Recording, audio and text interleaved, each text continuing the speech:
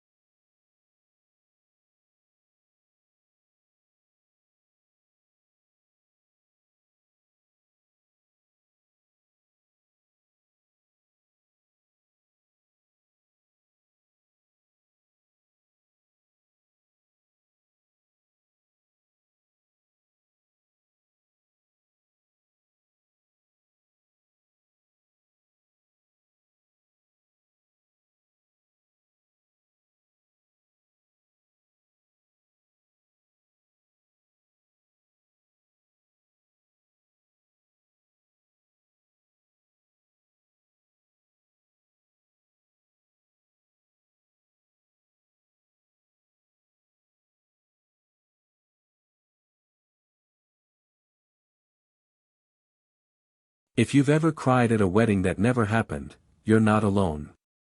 Because today, we're diving deep into one of the most emotionally devastating, and beautifully crafted, English dramas of 2025, The Wedding That Will Never Be. This isn't just another tearjerker. It's a gut-wrenching exploration of love, loss, family secrets, and the fragile line between hope and heartbreak. And before we get into every heartbreaking twist and turn, yes, you can watch this powerful film legally on platforms like Amazon Prime Video, Apple TV, and Google Play Movies. Support the creators. Don't pirate. Your conscience, and your mom, will thank you. Now, here's something real. If you love your father, hit that subscribe button right now. If you love your mother, drop a comment below that says, "I love you, Mom." Go ahead. Do it. Because this story, it's going to remind you why family matters more than anything, even when it hurts. Welcome back to MN Media, where we don't just recap movies, we feel them. And The Wedding That Will Never Be? Oh, you'll feel this one in your bones. Released in early February 2025, this British-American co-production swept through festivals like a quiet storm before hitting mainstream audiences with the force of 1,000 unspoken goodbyes. Directed by the critically acclaimed Eleanor Hart, known for her intimate character studies in films like Whispers in the Rain, 2021, and The Last Letter Home, 2023, this drama marks her most personal work yet. Inspired by true events from her own family history, Hart poured years of grief, healing, and reflection into every frame. Let's talk about the cast, because wow, what a lineup. Leading the film is Florence Pugh as Clara Bennett, a fiercely independent architect whose carefully constructed life begins to unravel when her fiancé, Daniel Reeves, played with heartbreaking sincerity by Paul Mescal, receives a terminal diagnosis just weeks before their wedding. Supporting them are legends, Vanessa Redgrave as Clara's estranged grandmother, Margaret, Timothy Spall as her weary but loving father, Robert, and newcomer Aisha Hart as Lily, Clara's younger sister whose optimism becomes the family's unexpected anchor. Behind the camera, cinematographer Robbie Ryan, yes, the same genius who gave us the dreamy visuals of Poor Things and Marriage Story, uses natural light and handheld intimacy to make every glance feel like a confession. The score. Composed by Hildur Guðnadóttir, fresh off her Oscar win for Joker, delivers a soundscape so delicate it feels like listening to someone's heartbeat through a pillow. Now, box office numbers. Despite its heavy subject matter, The Wedding That Will Never Be opened strong. With a modest $18 million budget, it grossed over $92 million worldwide by March 2026, proof that audiences still crave emotional truth over CGI explosions. In the UK alone, it held the #1 spot for 3 consecutive weekends, outperforming even major studio releases. Critics adored it, 94% on Rotten Tomatoes, an August 7, 10 on IMDb, and a rare A+ CinemaScore from general audiences. One reviewer called it the anti-rom-com that redefines love itself. But enough stats. Let's walk through the story, scene by scene, because trust me, you'll want to know what happens, especially that ending. Act 1, The Engagement That Shatters. We open on a rainy London morning. Clara Bennett stands on the balcony of her East End loft, sipping tea, staring at the skyline. She's calm, composed, successful. Her phone buzzes, it's Daniel. "Still on for tonight," he texts. She smiles. "Always." Cut to a cozy dinner at their favorite Italian place. They laugh, clink glasses, and then, Daniel drops to one knee. Not with a ring box, but with a folded piece of paper. "I wrote you a letter," he says. "It's my vows. Early. Just in case I forget them on the day." Clara laughs through tears. "You won't forget." They kiss. The camera lingers. We feel the warmth. The safety. The future. 2 weeks later, everything changes. At St. Mary's Hospital, Daniel sits pale-faced in a sterile exam room. Clara holds his hand tightly. The doctor speaks softly, stage 4 glioblastoma. Aggressive. Prognosis, 6 months, maybe less. Clara doesn't cry. Not yet. She nods. Asks practical questions.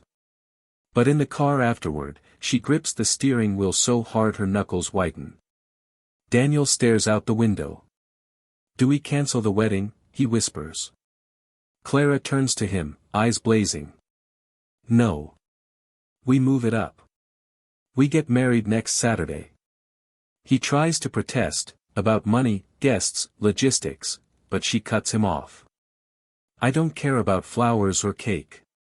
I care about saying, 'I do,' while you're still here to hear it." This moment sets the tone, love as defiance. Love as rebellion against time. Back home, Clara calls her parents. Her mother, Helen, died 5 years earlier, cancer, too, so it's just her dad, Robert, and her sister Lily. Robert answers on the third ring, voice thick with sleep. When Clara tells him, there's silence. Then a shaky breath. "I'll be there tomorrow." Lily, ever the optimist, immediately starts planning. "We'll do it in the garden. Grandma's roses are blooming." But not everyone's on board. Enter Margaret, Clara's grandmother, played by Vanessa Redgrave in what might be her final film role. Sharp-tongued, elegant, and carrying decades of buried pain, Margaret arrives unannounced at Clara's flat. Over tea, she says coldly, rushing into marriage won't save him. "It won't save you." Clara snaps back, "It's not about saving. It's about choosing each other, fully, completely, while we still can." Margaret looks away. "Your mother said the same thing, right before she died." The room goes quiet. A secret hangs in the air. Act 2, Secrets in the Walls. As preparations begin, tensions rise. Daniel weakens quickly. Some days, he can barely get out of bed. Clara juggles work deadlines, hospital visits, and wedding plans, all while pretending everything's fine. Lily tries to help, designing DIY invitations and sourcing second-hand dresses, but even her cheer falters when she finds Clara sobbing in the shower one night, fully clothed, water running cold. Meanwhile, Robert quietly sells his vintage car, the one he promised to drive Clara down the aisle, to pay for hospice care. He doesn't tell her. She finds out from the neighbor. Their argument is brutal. "You think I don't know what this costs?" Clara yells. "Money isn't the point." Robert replies, voice breaking. "The point is I lost your mother. I can't lose you to grief before he's even gone." And then, the letters. While cleaning out Helen's old study, Lily discovers a shoebox labeled, "For Clara, when you marry." Inside, dozens of handwritten letters, one for each year of marriage Helen never got to live. Year 1, fight fair. Year 5, never skip date night. Year 20, remember how he looked at you the first time. Clara reads them aloud to Daniel in bed. He smiles weakly. She knew, didn't she? That love isn't about forever. It's about showing up, every single day you have. But the biggest revelation comes from Margaret. One evening, over sherry, she finally opens up. Decades ago, she was engaged to a man named Thomas, a jazz pianist. They were to marry in 1946. But Thomas contracted tuberculosis. Instead of rushing the wedding, Margaret ran. She married someone else, had Clara's mother, built a life, but never loved again. "I thought I was being practical," she says, tears streaming. "But all I did was rob myself of goodbye." She takes Clara's hand. "Don't make my mistake. Say your vows. Even if no one comes. Even if it rains. Say them." This confession shifts everything. Clara softens toward her grandmother. They plant new rose bushes together, white for peace, red for love. Act 3, The Wedding That Never Was. The day arrives. June 14, 2025. Skies are gray but holding. Guests trickle in, close friends, neighbors, Daniel's elderly piano teacher. Only 30 people, but every chair is filled with love. Clara wears her mother's lace dress, slightly altered. Lily walks her down the aisle since Robert is too emotional to stand. But Daniel isn't there. He collapsed that morning. Rushed to the hospital.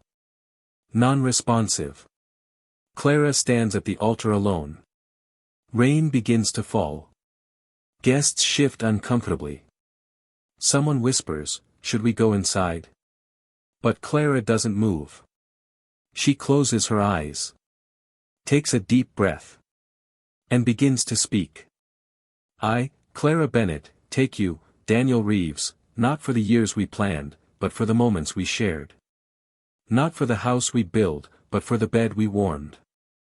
I take your laughter, your stubbornness, your hands that held mine through storms I didn't even see coming." She recites her vows to an empty space. To memory. To love that exists beyond presence. Suddenly, a cough. A rustle.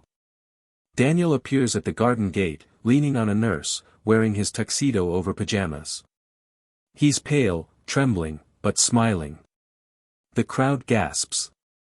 Lily cries. Robert wipes his eyes. They meet halfway. No officiant. No license signed yet. Just two souls, whispering promises under storm clouds. "I choose you," Daniel says. "I choose you," Clara replies. They kiss. Thunder rolls. Rain pours. And for a moment, just a moment, it feels like the universe